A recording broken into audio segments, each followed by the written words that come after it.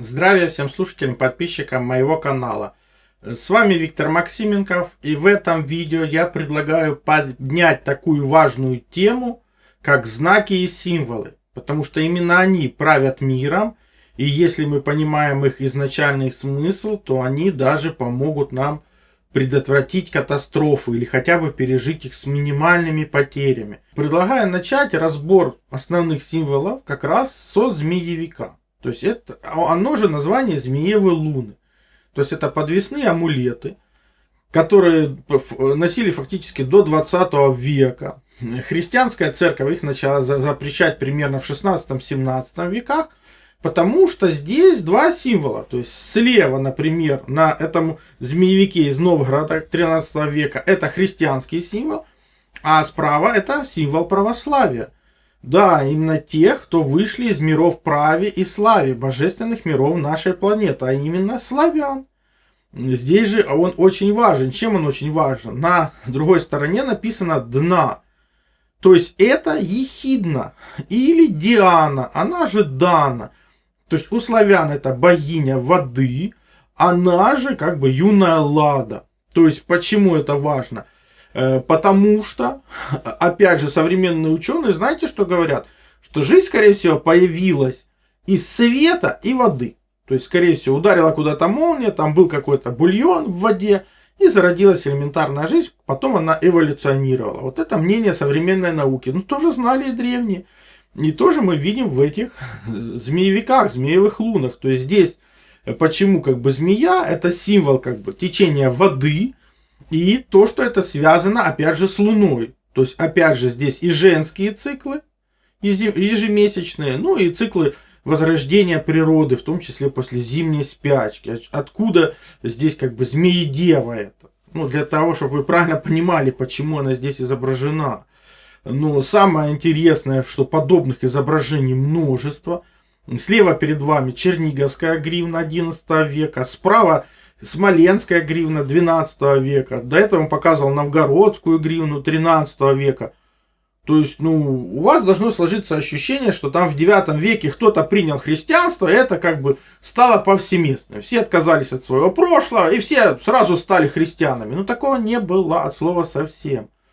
Да, были те, кто верили во что-то, но люди оставались в том числе и на вере своих предков.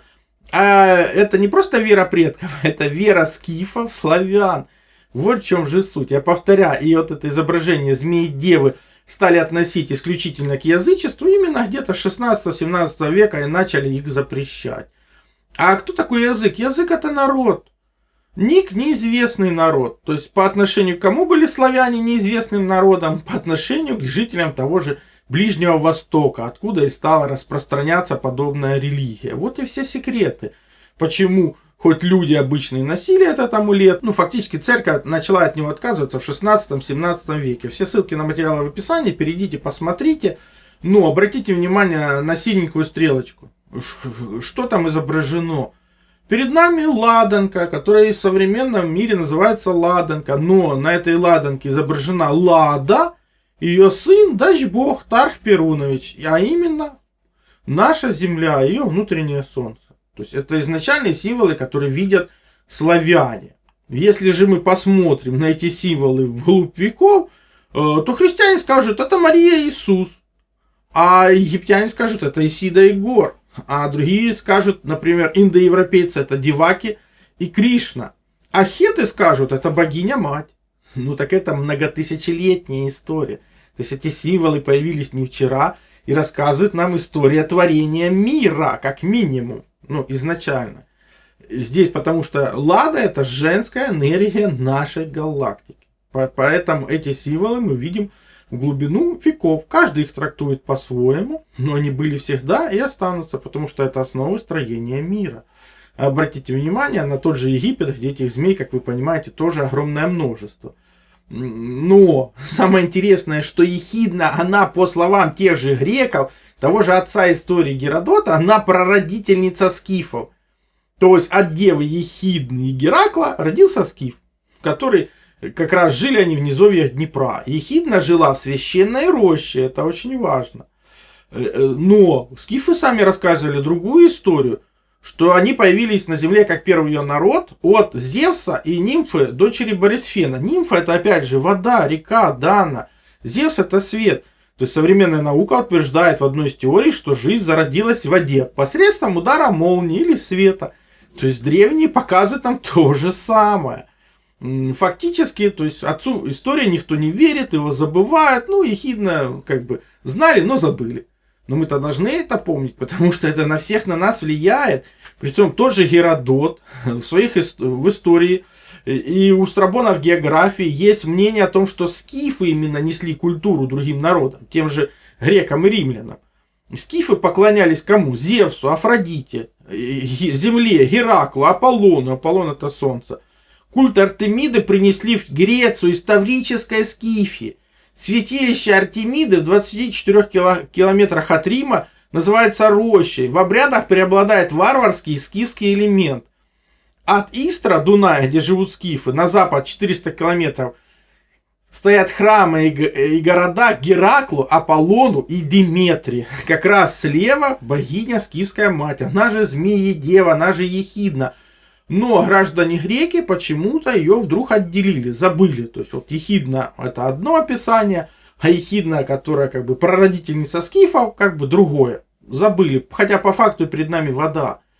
И лунные циклы, которые влияют и на воду, и на женщин с их лунным циклом. Вот и весь секрет. То есть история Тифони и Ехидни, она как бы основа всей мифологии. Но самое смешное, что опять же тот же Рим, вот эта волчица, которая выкормила Ромула и Рема, она, скорее всего, были перенята изначально из легенды об Аполлоне и Артемиде, которую несли как раз троянцы, этруски, где богиня лета, опять же лето — это цикл определенный Солнца и Луны, породила как раз близнецов Аполлона и Артемиду. Отец у них Зевс, родом они из Гипербореи. Ну, как бы Гиперборея — это то, что в мире славян это мир праве. То есть именно так этот Грифон с близнецами попал в Рим, а в итоге она стала как бы волчицей, выкармливающей Ромула и Рема. Хотя они же потомки тех же самых этрусков. Потому что все так называемые римляне переняли это все из этрусской культуры, которую мы в предыдущих видео показали, что это русские. Притом тот же Грифон, вот он красуется на знаменах Ивана Грозного. То есть это государственные знамена, где располагают только самое важное. Кого? Грифонов. Почему?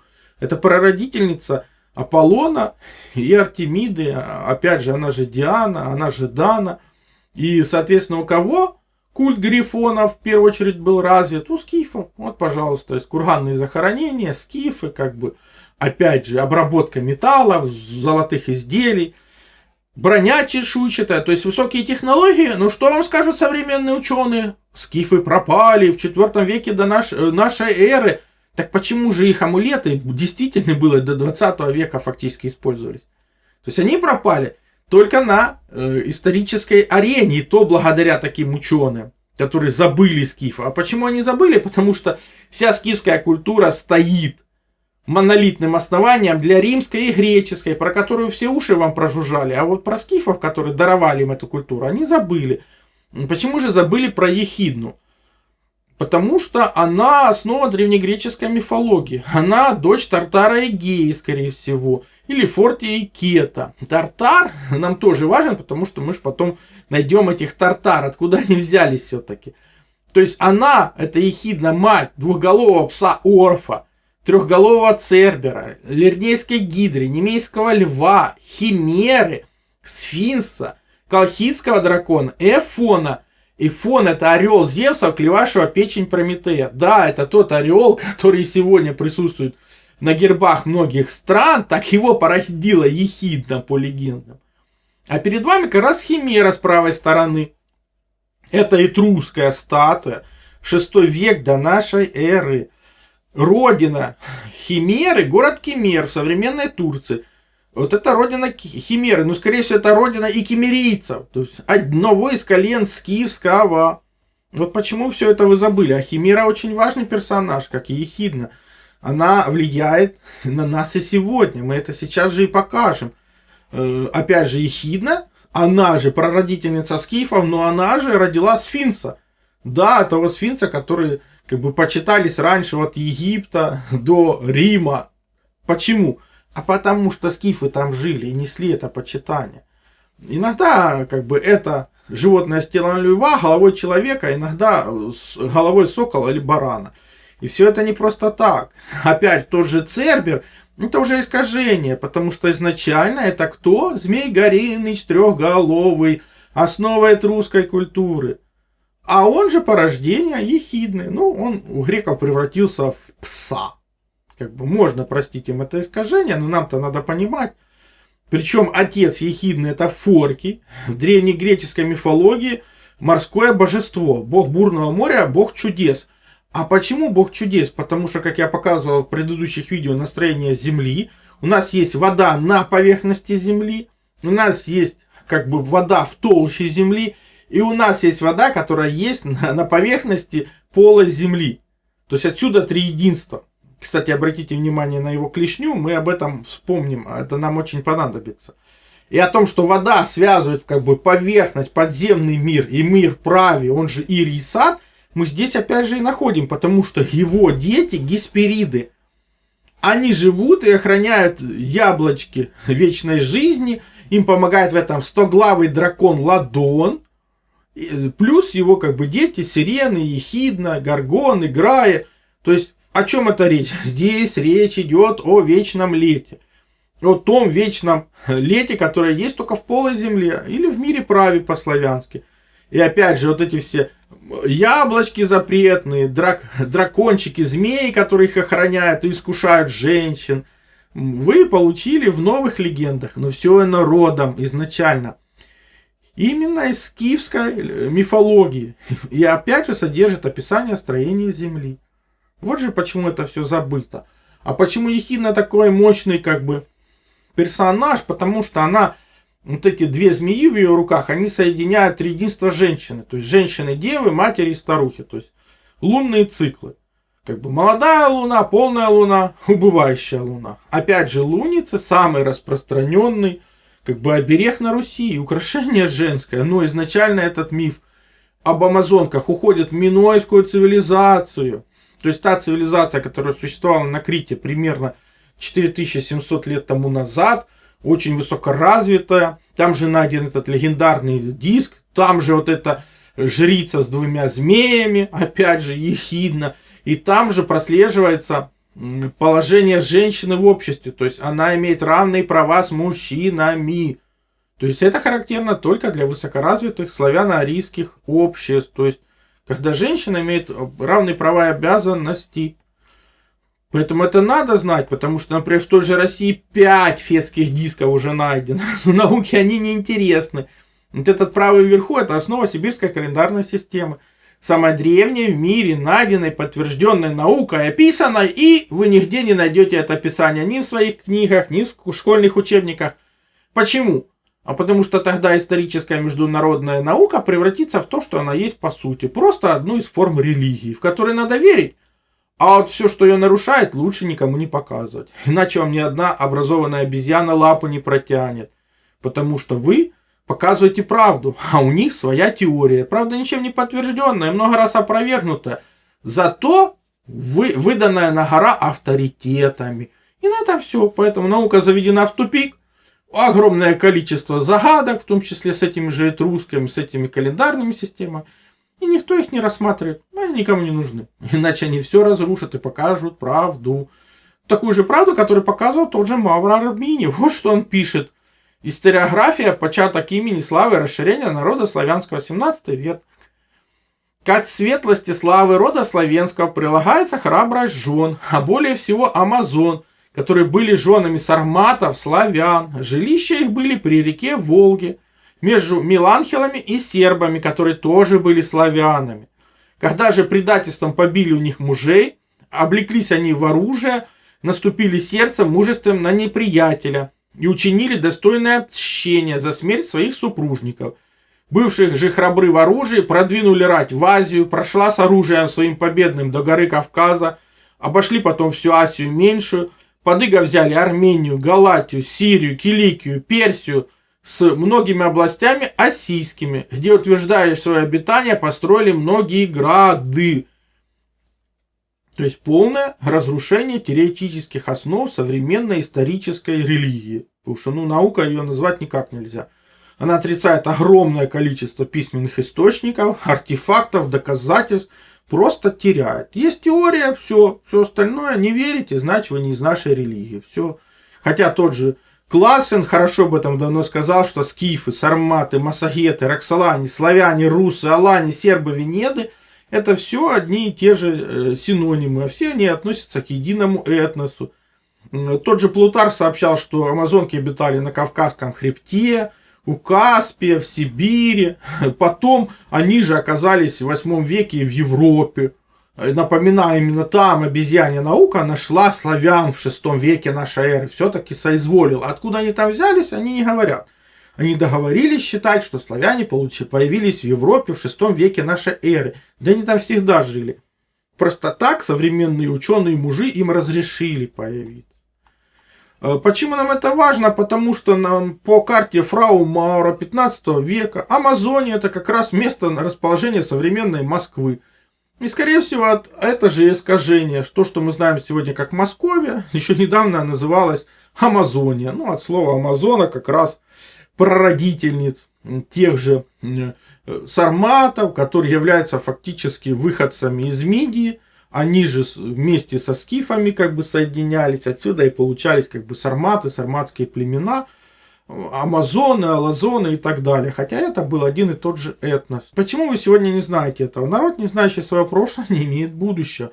А перед нами надо знать это прошлое, чтобы не повторять ошибок, но и быть готовым к глобальным катастрофам. Потому что наши предки, те же скифы, перед ними уходили в горы и тем самым сберегали свои жизни. А потом расселялись по низменным территориям, когда потопы проходили. Вот и весь секрет.